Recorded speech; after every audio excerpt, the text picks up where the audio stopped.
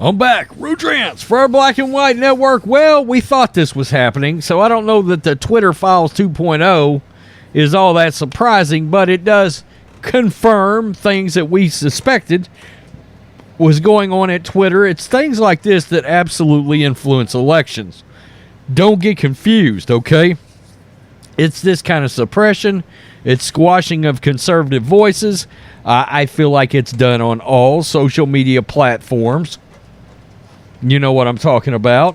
And especially on Facebook, especially on Twitter. And Elon Musk, of course, is peeling back the curtain and showing us exactly what was going down over at Twitter and confirming basically everything that we thought. Except they didn't actually call it shadow banning. They called it visibility filtering. Okay. Yeah, in other words, squashing voices. Breitbart, visibility filtering. Twitter Files reveal shadow banning and other tools used to censor conservatives. Wow. A new Twitter Files investigation has revealed the many tools that company executives employed to blacklist and shadow ban conservative voices. By the way, I saw earlier this morning they were showing how many minutes of actual airtime has been used by ABC, NBC, ABC, CBS to cover all this, right? These things that's coming out about Hunter Biden, about the shadow banning of conservatives by all the major news networks and major networks, right? People that are still using things like free over-the-air antenna. Absolutely 0 minutes.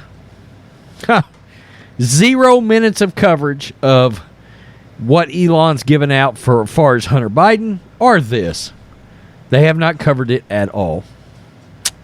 So, there's a lot of voices out there, a lot of people, a lot of eyeballs that need to see this stuff. Look, I've got a contention. I've got to say, you've got an entire segment of people out there that doesn't know about a lot of this stuff, okay? They just don't. They're busy. They go to work, school, whatever, and they sit down, they watch the local news, and then okay, ABC World News Tonight. They watch that. Oh, okay. Oh, my God, Trump, blah, blah, blah. And then they just go on to their sitcoms or whatever. And this is their daily life, okay? There is no Breitbart. There is no YouTube consumption. You know, there's no Outkick, no Fox News, no Newsmax. You know, in fact, they just don't even have a clue. They don't even know what a Hunter Biden is. And that's part of the problem, okay? We've got misinformation and unintelligent voters that either don't want to do research or don't know that there's avenues to do research and consider things like this to be more conspiracy theory than anything. And, of course, that's bullshit. The thread posted to Elon Musk's platform reveals that the internal Twitter name for shadow banning is, quote, visibility filtering. Released by former New York Times reporter Barry Weiss in yet another lengthy Twitter thread, the revelations on Thursday showed that several mainstream conservative voices, from Charlie Kirk to Dan Bongino, were shadow banned by the social media company under the rubrics of, quote, visibility filtering or VF.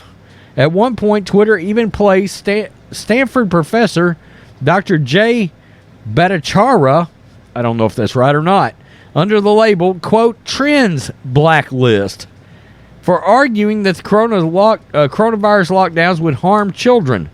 Per Weiss, Twitter once had a mission, quote, to give everyone the power to create and share ideas and information instantly without barriers.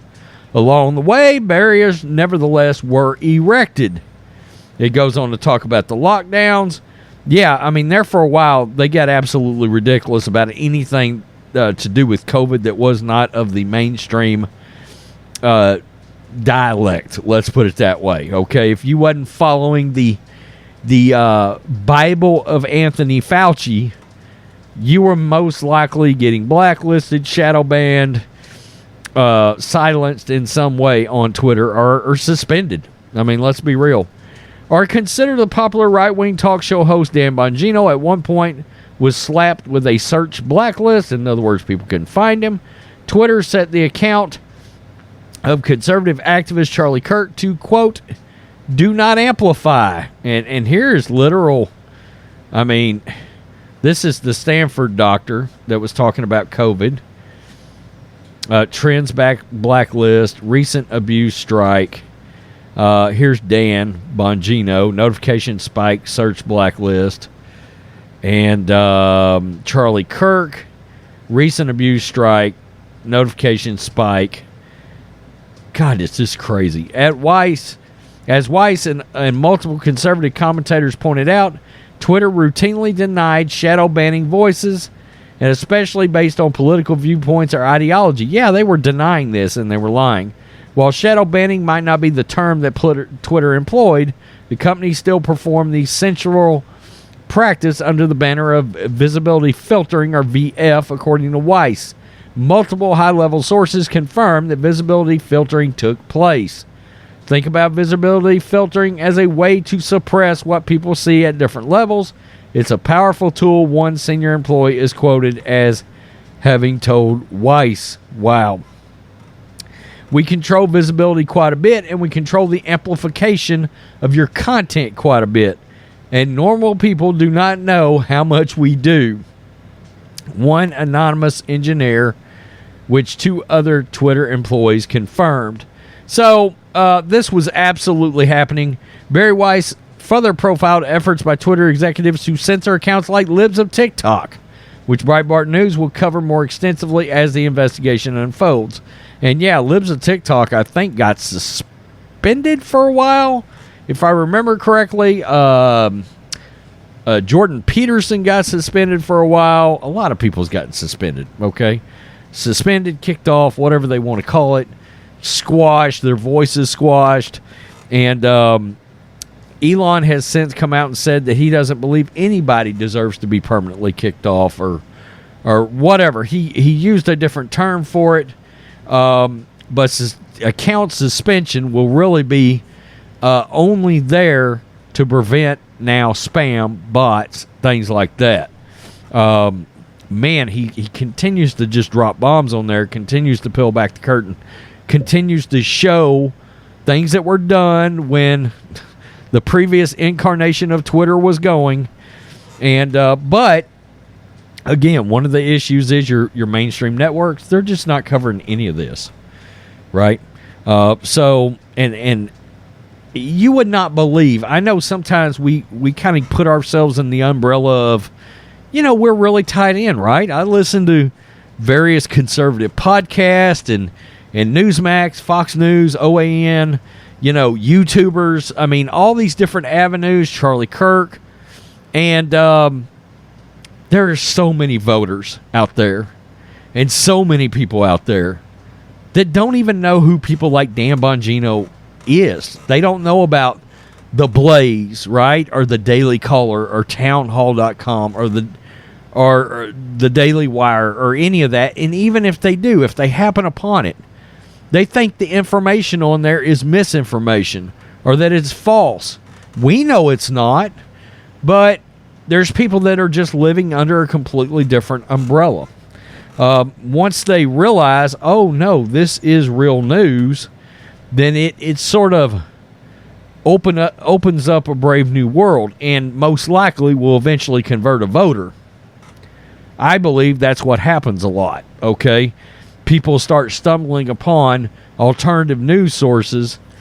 Then they realize, okay, this is not conspiracy theory, because I've been told by a lot of Democrats that just sites where we get our news are all conspiracy theory sites. We know better than that. We know the Post-Millennial is accurate.